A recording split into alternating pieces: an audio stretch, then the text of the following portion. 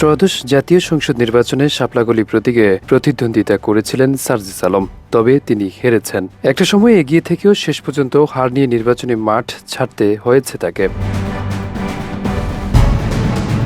এই হারের জন্য প্রশাসন বিএনপি ডিপ টেস্টকে দায়ী করছেন এনসিপির এই নেতা। বলেছেন তারা পরিকল্পিতভাবে কারচুপির মাধ্যমে শাপলাকলিকে হারিয়েছে। শেখ হাসিনার পরবর্তী বাংলাদেশে এবার ভোট দিতে ব্যাপক উৎসাহ দেখা যায় ভোটারদের মধ্যে। তবে উৎসবের আমেজে ভোট দিয়েছিলেন সবাই।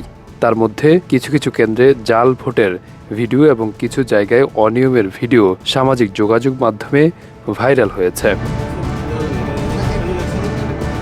সেই সামাজিক যোগাযোগ মাধ্যমেই একটি পোস্টে সার্জিস আলম লিখেছেন, পঞ্চগড় 1 আসনে শাপলাকলি ভোটে হারেনি। প্রশাসন বিএনপি ডিপ স্টেট পরিকল্পিতভাবে কারচুপি করে শাপলাকলিকে হারিয়েছে।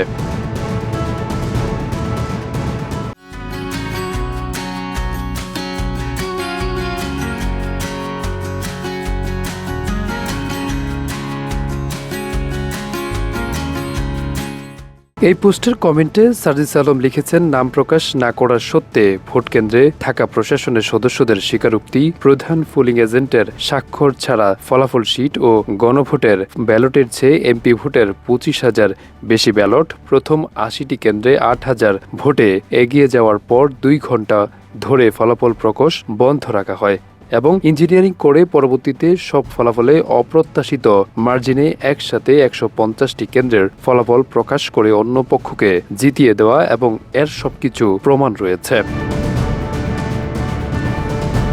আরাফাত হোসেন, যুগের চিন্তা।